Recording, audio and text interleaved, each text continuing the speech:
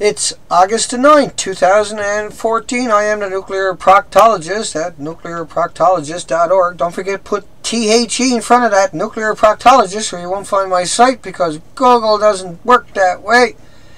We have finally got the boat finished and in the water. And so I just want to do a quick video. Here's the completed job. That's yesterday at Salt Spring Island. You can see the green sludge on the shoreline. That's pretty well all that you're going to find out there. But what it is, we went out yesterday, covered 60 miles in the boat. And that's the first beach we jumped on. That's my kid Simon jumping on the beach. We're just about to. And as you can see, we got the radar, the sounder, the plotter, the spotlights, the GPSs. We had to calibrate all of that. We had to get it all, make sure it's absolutely perfect. Otherwise, it can cost lives, and it's too dangerous to go out there. And that's why it took us the last 5 days to pin this together. Everything we got broke down except for the boat. And of course, with everything broke down, you can't get the boat to the water. And so eventually, after 5 or 6 days of banging our heads and burning money, we are good to go. And we will keep going non-stop. And here's some pictures of Vancouver Island. This was over by Comox. These pictures are just random pictures, walking on a beach, because I never took these pictures because I was working on the boat for 5 days. I'm barbarized and brutalized. I'm covered in bruises. I can't go back out on the ocean anymore. It's just too much, folks. I got myself busted up. Here's me yesterday, and I just wanted to make sure everything was calibrated and working right. They're all out there on the ocean today. They should be back in an hour or so. These are pictures over the last couple of days where they went down to the beach because they never had much they can do. When it comes to electronics and everything, I had to do it all myself. It's too expensive to hire people to do it, and I've been at it my whole life, so it's not a big deal. As you can see, along the coastline of British Columbia and the Vancouver Island, we're not finding nothing. We're finding this green, I call it sludge. It's the wrong color. It's kelp cabbage, but it's really noxious. As you can see, this seagull, there's very few of these to be found, and they're not feeding. You won't see them dropping sea urchins because there's no sea urchins on the shoreline anymore. You won't see them dropping the normal stuff at all.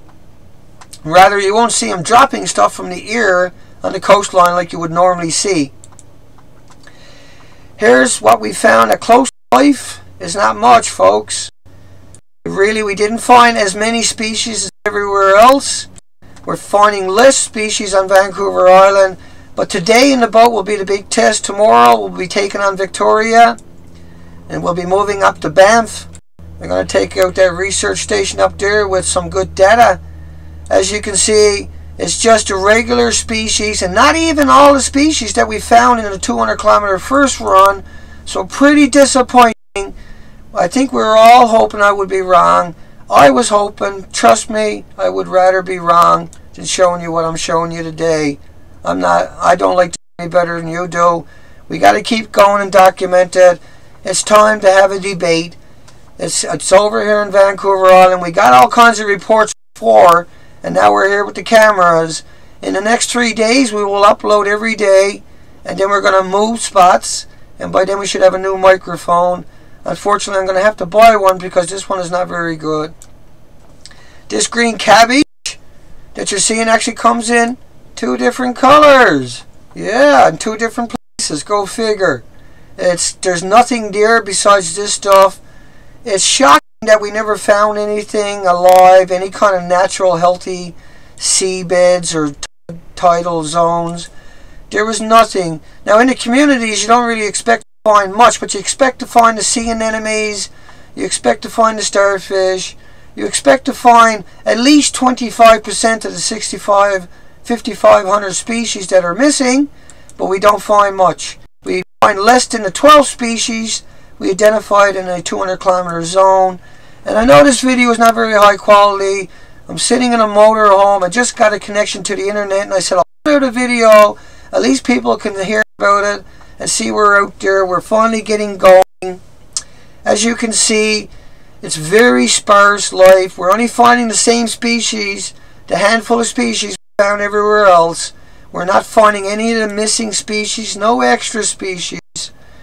And one good thing about this, though, is today the crew is out there on the ocean. One's going one way. Simon will go up and pick them up. They won't be coming back the same path. He'll go up the coastline, find them after he gets the next guy, bring them up, and they'll piggyback along the coastline like that. They're out there going to be doing Salt Spring Island. They're actually finished that by now, heading back ashore. And so tonight, hopefully, or tomorrow morning, when they're back on the ocean, then we'll upload those pictures onto the nuclearproctologist.org. I'll do another little video like this for everybody to get them up to speed. And then it's been a hell of a ride just to get this far. But everything is tight. Everything is working. Now all we got to do is go out there and keep going. We don't foresee any issues. We repaired everything. We fixed everything. There's no reason for it to break down again. And so we got that conquered. Everything else is brand new. And Palco, Jeff Palco, the original Punisher, my hat's off to him. He made all the difference. And then everybody else made sure that there's no way for us to fail. We are totally committed, and we can guarantee you, folks, we will get this job done. We will have a debate. And it's heartbreaking. It truly is.